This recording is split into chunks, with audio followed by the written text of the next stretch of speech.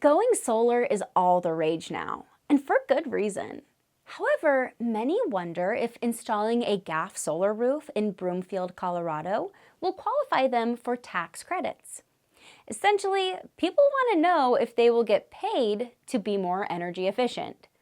We get it. Investing in solar can be expensive, so it's important to know what tax credits are available.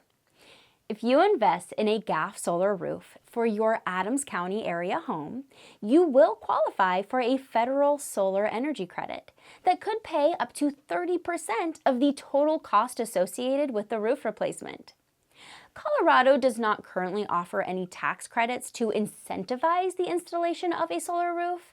However, you could qualify for certain exemptions, like paying sales tax on the solar roof product, and avoiding your property taxes from increasing despite installing solar panels, which increases your home's value. Consider any rebates or incentives offered by local electric companies that encourage the use of solar power.